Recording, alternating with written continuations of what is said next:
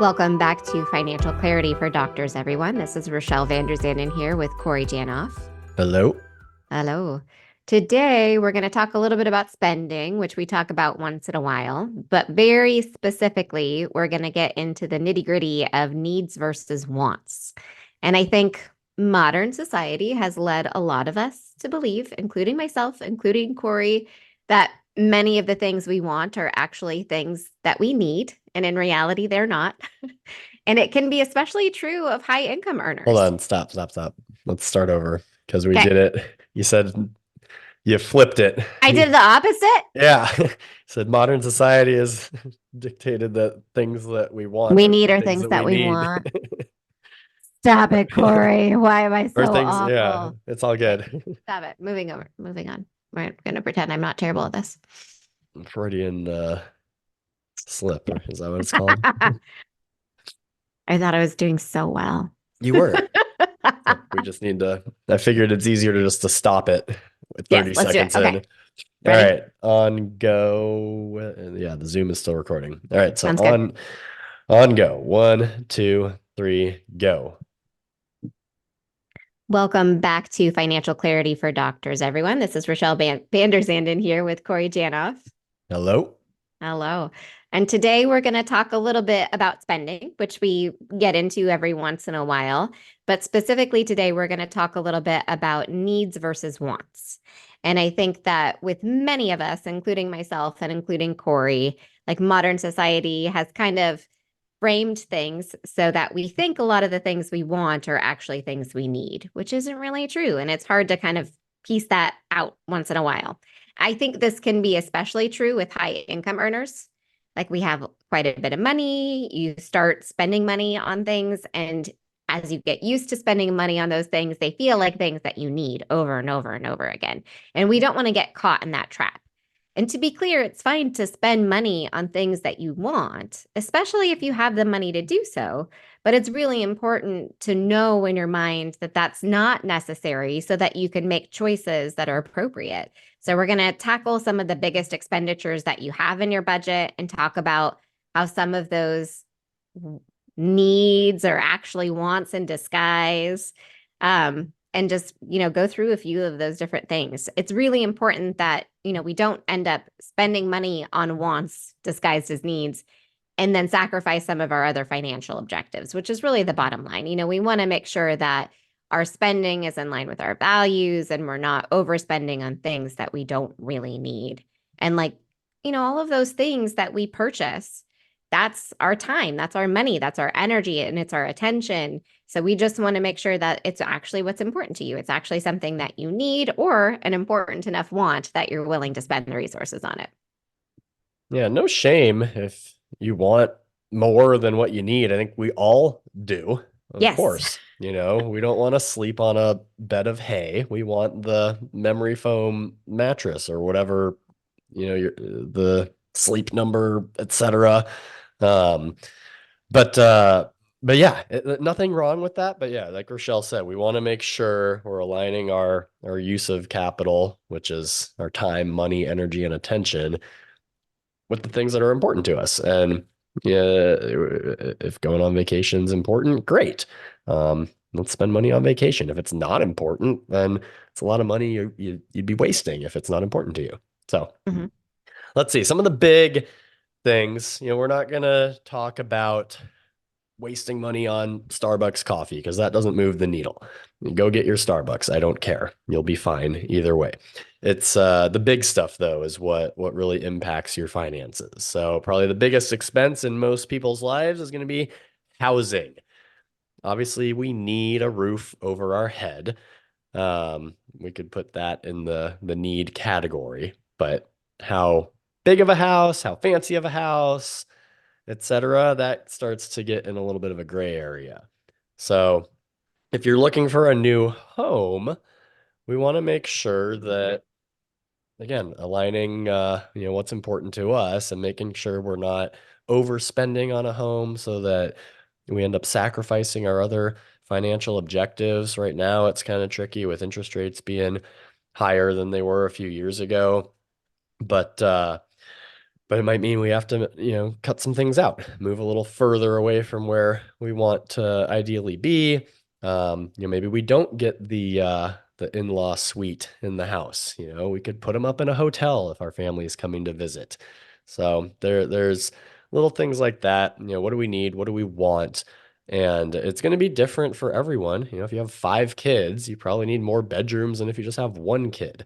And um, if you really like to cook, then yeah, maybe you want the bigger kitchen, and probably you could argue that that's an important one and could put it in that need category. But if you don't like to cook, maybe we don't need a huge kitchen. So to each their own. Yep. I think needs can include things like we want to make sure we're in a decent school district so that we don't feel like we have to pay for private school. Like that can potentially save you money. Or, we want enough space to be comfortable. But no one's ever going to convince me that they needed a 3,500 square foot home. And I do feel like you just don't. You just like we lived in tiny little spaces. You could argue that you only need a tiny home. Like, you know what I mean? But that we can go too far in the direction that we don't want to go in. But that being said, you can be more comfortable in a smaller home than maybe you think. The other things that sometimes we might not need is things like newer finishes and like an in-lot suite, like Corey mentioned, or maybe like the huge garage and shop. And it's okay, again, if you want some of these things. Let's just make sure we're like fully acknowledging that that's a want, that we're kind of spending extra money on it, not being like, oh, we need this just to satisfy our basic needs, because you don't. Um, and so, yeah, I think that's one of those things where if you were in the market to buy a new home, interest rates are really high. So right now that's going to affect your payment pretty dramatically. Like you're going to pay more monthly to get into any kind of home. So if we could minimize the cost as much as we can, that's awesome. So just make sure you're taking a lot of time to put it on paper what it is that you need, what it is that you really want, and what it is that would be like nice to have, but it's not like a really big priority. And think about it in that way and realize that if you are spending extra money, you're doing it intentionally and not like by accident because you've kind of fixed it in your head as like, I must have this. And if you can afford all the items on the want to have list and nice to have list, but more power to you. Yep. Um, but where we're going to run into regrettable circumstances is if we do overextend ourselves on that nice to have list, and it results in us having to sacrifice other objectives that are arguably more important to us in the long run. Did a quick Google search and found multiple surveys actually showing that the majority of homeowners have regrets about their home purchase. Now, that doesn't mean they regret buying a home. I think most people who are homeowners are content with being a homeowner. There's just maybe some things they would have done differently with the benefit of hindsight. I think the number one regret is spending too much. Those real estate agents are good at convincing us, oh, you can do it. Income will rise, blah, blah, blah.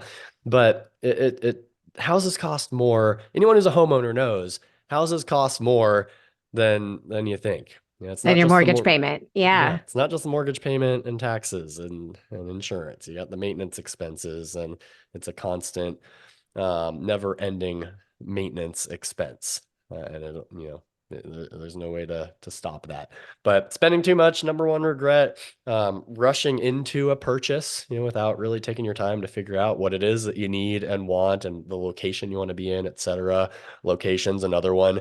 People regret, buying it in a poor location. Um, whether that's, not in the good school district, or you're backing up to a busy road. So, when you're sitting outside on your back patio, it's noisy all the time because cars are driving by. Maintenance is a big one. Buying fixer-uppers. The TV shows make it sound all cool and fun. Let's get a fixer-upper. But especially if you have kids, like finding the time to devote to the projects, it's the enjoyment's going to wear off pretty quickly. So, And it can be incredibly disruptive too. for Mhm. sure, Yeah. Yeah. you're Okay. living in your kitchen while your bedroom's being worked on, whatever. So, Or you don't have a usable kitchen for months on end. Like that's definitely one that I've seen a lot of people run into. So, if you can get into something that's comfortable to begin with, obviously that's a big step. I think next on the list of fairly large expenses is things like cars and vehicles. And that's big. And obviously, you need to be able to get from point A to point B. You need a way to do that safely. Ideally, like you have a vehicle that can fit your whole family. And then on the want side of things, like we know we don't need a luxury car. We may want a luxury car. And again, if you have the money to spend on that, great. But we can put that solidly in the want category. I think the middle zone with cars can be a little bit harder to determine like what's a need, what's a want. And we may convince ourselves when we're expecting a second kiddo that our sedan that comfortably would fit two adults and two car seats is not big enough. And now we need a bigger car. Surprise. You don't. You can fit two car seats and two adults in that car. So if you want a larger car, okay, like let's approach it that way, but let's not convince ourselves that we absolutely need to make that purchase at that point in time. And some of it's an element of comfort and like fitting the car seat into the little sedan is sometimes a pain. You can't, if you're taller, you can't move your seat back as far in some cases. But look at our parents' generation. They would cram the family of 5 or 6 into the station wagon and take road trips. And it would work just fine. They'd get the parents, the kids, the dog, they'd all pile in and they managed. Now it probably wasn't as comfortable Maybe not as as safe. or as safe. Yeah. Yeah, I don't see those cars with the rear facing seats anymore. They do exist, I think. Yeah, Okay. But anyways, probably not as it's safe. yeah. Um so the goalpost has moved for us over the years. The average home back in the 70s, I think, was like 1,400 square feet. Today, it's about 2,400. The car, same thing. It's not going to be as big as a lot of the cars you see today. And nothing wrong with having the big car. It's definitely convenient. We've taken some road trips with our family, and there have been instances where we're like, having a Sprinter van would be really nice because we'd have more space. We could fit all the gear, all the golf clubs, the fishing stuff, the paddle boards, the dog, the everything that we want to bring with us. But is it really worth buying a Sprinter van for 1 week a year when in reality we could probably rent one? Like there's a like an Airbnb type RV Sprinter van. I think there's probably multiple ones out there where you can, borrow other people's vehicles Hmm. for a fee or get one of those Cruise America RVs. So there's definitely options for those one-off scenarios where having the bigger vehicle would be convenient. Hmm. Whereas just taking the kids to school or soccer practice, you don't necessarily need the 7-seater. Absolutely. I think another scenario where people sometimes convince themselves to spend more money and they think it's a need is when their older car starts to go downhill and maybe need a little bit more maintenance and things like that. And it's almost always not saving money to buy the new car over repairing the old car. And obviously, like we get to a point in the road where that's not the case anymore. But even if you estimate like you're going to spend $3,000 on a repair, even annually on a car, a new car, chances are you're going to probably put at least 5,000 down. You're probably going to spend 500, $800 a month to pay for that new car moving forward, which is Or more. substantially, yeah, which is substantially more than the repair costs on your older car. So if you want a new car, awesome, but let's not justify it as a need because it probably isn't unless you get like way far down the road where, safety becomes a concern or it just isn't not going to start anymore, you know. Yeah. Another big one for people that is definitely in the need category would be childcare. If you have two working parents and you have young children, who's watching the kiddos while you're at work? Or one And working parent. yeah, or It's even one working parent. yeah. Um, but there's daycares, there's nannies, there's like Montessori schools. There's different options out there. Some are going to be more expensive than others. And but what works for you? Like I remember when I was a little kid, there was a lady who lived in our neighborhood that would watch all the neighborhood kids during the day. And Yep. we would just get dropped off at her house and hang out and play with the other kids, and then the parents would pick us up. And that I was do feel like that. home care was a lot more common when we were little, you know? Yeah. It I still don't exists, but not as much anymore. yeah, I don't know if that's legal anymore. There's It got to totally be is. okay. Yeah, like at least in Oregon where we live, like you can be licensed by the state to operate childcare out of your home. All right. Yeah, I don't even know if it was a licensed thing or if she was just the Oh, nice probably not. neighbor Yeah. watching the kids. But yeah, there it's again for each family, what works for you, the hours, if you're a busy physician working 12 hours a day, a daycare may not be practical if you have to pick your kid up at 3 o'clock. That doesn't really work. Or if you need, the care to start at 6 or 7 a.m., they may not be available then. So that's where a nanny might come into play. Nannies, though, can sometimes be unreliable. If they get sick, what are you going to do that day?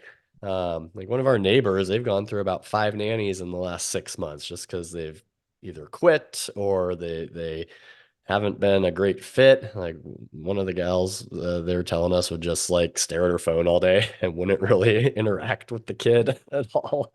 Um, so but if you find a good nanny and it works for you, especially if you have, multiple younger children, maybe a nanny is less expensive than putting multiple kids in daycare. Um, but but yeah, we don't necessarily need the fancy schmancy, top of the line childcare place. But if that's important to us and we want that, where they're getting a education starting at age 1, by Mhm. all means, go for it. Yeah. And this is one of those decisions that's super personal. Like it's just like no one can make that kind of choice for you. But I think it's important just to acknowledge that if you are choosing to pay extra for childcare, that's because that's important to you and you want to spend extra money on it, not because you have to spend extra money on it. Yeah. And I think, okay, so education is really similar as well. Like there is no blame game here at all. And I know like many people consider education and like college education as a need, not a want. So wherever you are on that spectrum, totally fine. But it also can vary a lot in terms of what kind of education we're saving up for, how much education we're saving up for. And that's where we definitely get into more of the want situation. Like, do you really need to fully fund 8 years of higher education for your little ones? Like, there are other options at some point if they need assistance paying for school. Like, student loans exist, scholarships exist. There's lots of other ways that you can potentially find funding for that. And obviously, like lots of parents don't want their kids saddled with debt from a young age, especially physicians who many of them were, many of them are, many of you are, have student loan debt that's fairly significant. And you know how that feels and what that means for you.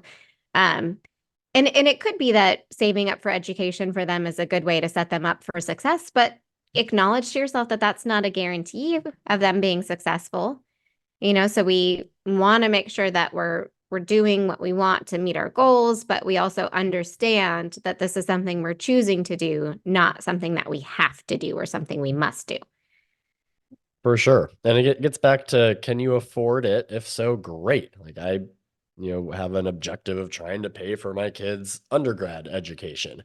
Um, Not sure I'll want to also pay for med school or grad school, but and I think prioritizing, like Rochelle said, there's a lot of ways to pay for education, whether it's the bank of mom and dad, student loans, work study programs, military. I guess work study doesn't really work anymore in terms of covering the full cost.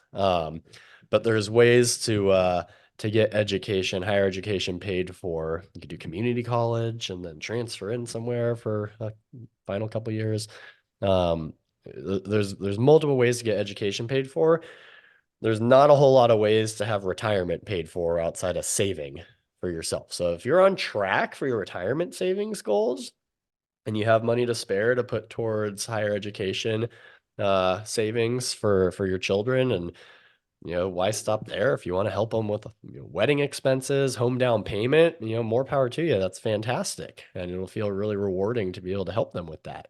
But again, we don't want to, necessarily sacrifice some of our other financial objectives so that we could, pay for them to go to any school in the country plus grad school if it means you're going to be slaving away at the hospital into your 80s. Yep, absolutely. So the next category that we have on here is food, which obviously we all need to eat, and that is very important, or else we're not around anymore. But I do feel like there's this very big drive toward food being more expensive over time, and like obviously inflation is part of that, but there's also this push towards like fancier food, or like more expensive food, even if it's not better.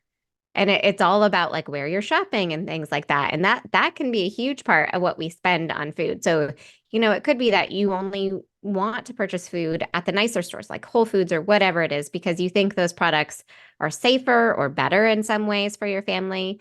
But nowadays, like even discount grocery stores offer organic produce and better quality products than you would expect. So I think that there's a lot of room for moving some of these like perceived needs into the want category. Like we do not need to shop at Whole Foods or whatever other store it is all the time. Like that's a want if we want to like focus more on how we can kind of use our dollars a little bit better. It may be that we use some of that fund for our groceries and things like that in a more effective and more efficient way. I think takeout and food delivery is another big place where people have started to spend kind of an exorbitant amount of money if they're able to do so. And it can be really challenging to prepare food after a long day of work, after kids' activities, and you feel like you need to order out or like not cook and things like that. But even just putting something simple together at home, not necessarily cooking, but hitting some food groups and making sure, you've got some basic nutrition in there can be a great way of covering food needs without doing too much in terms of the wants. But again, like it's not the end of the world if you order takeout. And if that's something you really want to do on a regular basis and you're not sacrificing some of the other things that are really important to you, then it's fine. That's our Achilles heel is the takeout. It's like Yeah. we get takeout too much just because, yeah, like last night we get home after Camden's lacrosse practice. It's like 6 o'clock, and it's like, all right, do we want to eat leftover pasta or get takeout from a Mexican restaurant? Yeah. And so, but yeah, if, planning ahead, preparing, doing the grocery shopping, and some of it too is and I think the takeout and the restaurants are going to move the needle more than are we buying organic lettuce or non-organic lettuce. That the extra dollar isn't changing things a whole lot. So But I buy do think whatever. like if you shop at Whole Foods versus like the discount grocery store, you're gonna pay like twice as much, not a dollar more.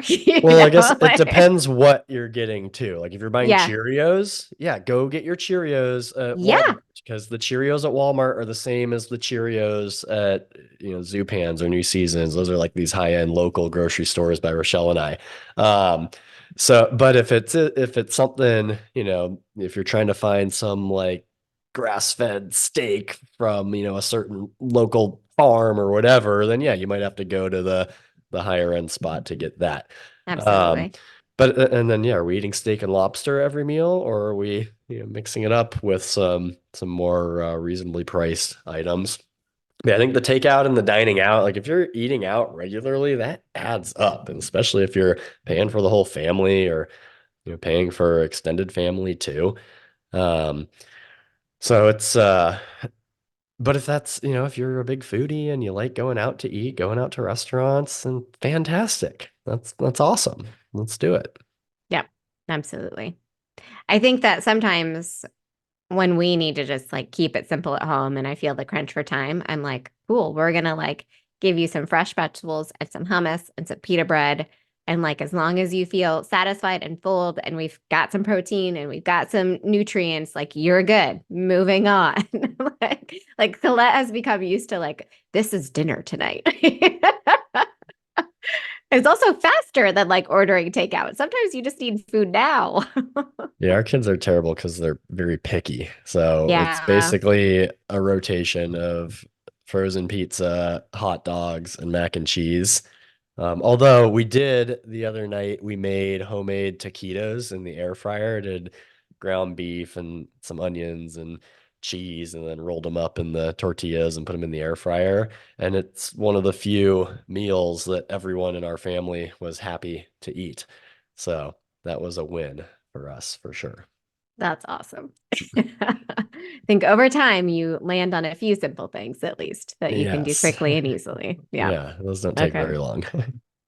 Okay. So travel is another big expense for a lot of families. I think most often this falls into the want category. Sometimes not. Sometimes it's, you have close family that lives far away and, we urgently need to see them. Like that's not a want. That can firmly be in the need category.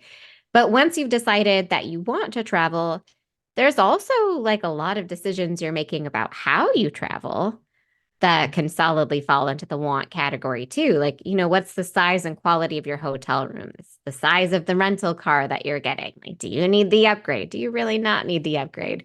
Where are you going? How are you getting there? Are we flying? Are we flying first class? Are we driving? Like, what does all of this look like? And all of those choices are choices that you're making. And it may be like the priority is going on a trip and enjoying time with the family. It might not be that all of the other extras are really a priority. And then if that's the case, why are we spending extra money on it? Yeah, I think you hit on a good one there. If the objective is just spending quality time with family, um, aligning that time, energy, and attention with what's important to you, we don't necessarily need to fly somewhere to spend time with family. You can do a staycation, take the kids to the zoo. I know Rochelle and I are kind of in the same boat with younger children. I've got a 7 and 5 year old, so it's there. There's no point taking them to a fancy resort or to Europe or something. They're not going to have fun. They're content just digging holes in the sand at the beach, or splashing around at the lake. So it's not worth the hassle to go to a nice place that maybe Lindsay and I would enjoy. But if the objective is spending time with the family, it's not, we don't need to go somewhere to do that. We can just do it here. It's part of why we Hmm. moved to where we live now, is because we would always come here on vacations. So it's like, all right, well, let's just live here. And then on a random Saturday afternoon, we can go ride bikes on the trails or go skiing at the mountain. Um, so yeah, again, figure out what's most important to you, and make sure we're aligning our priorities accordingly. But also, we want to make sure the important stuff doesn't get too far into that want category that we end up sacrificing some other important things like paying down high interest rate debt, saving for retirement, things of that nature. So if we're on track for those important financial objectives and we want to fly first class to Europe, then fantastic, let's do it. But if we make the argument that spending quality time with the family and we want to travel and go somewhere special to make those memories, but it's going to cost us 20 grand to go for spring break. If we can afford it, awesome. But if it means we're not funding our backdoor Roth this year because we're spending that money on a vacation, all right, well, you're going to be working longer. It's simple as Yeah. that. Yeah, absolutely. I think like that's why if we can kind of put it in these wants versus needs categories, it's easier to justify overspending if you tell yourself that you need it. Like if you tell yourself you need it, you'll spend whatever it takes, right? But if you fully acknowledge that it's a want, like you're just less likely to overspend. You're less likely to spend so much that you're not achieving those goals and things like that. So it's really important just to put it into perspective. And I think one thing that you can think about as a high income earner is there are a lot of people out there that make substantially less than you do, and they do okay, which means a lot of your things that you have are wants, not needs. If you can satisfy all those basic needs with like half the income you're making right now, then obviously a substantial amount of what you're able to do is for wants. For Yeah. sure. Yep. Yeah, and it's simple. Rather than spending a half hour going through this stuff, you could just in 30 seconds flip it around. Just make sure you're prioritizing and putting enough away for your financial objectives, saving enough for retirement, I think is appropriate for everyone. And then any other goals that you have, as long as those are on track, go nuts with whatever's left. That's your permission slip to spend, but let's not prioritize the spending first and then try and squeeze in the important stuff with what's left over, because that's going to be a recipe for regrets later on. Yeah. And that is, I think, what a lot of people do. Honestly, it's not uncommon to do that. So don't feel bad if that's what you have done in the past. But yeah, I mean, just take a good look at it and make sure that what you're doing makes sense with what you want in life. Longer term, too, not just today. For sure. Awesome. Well, thanks for listening. We'll see you next time. Bye, everyone.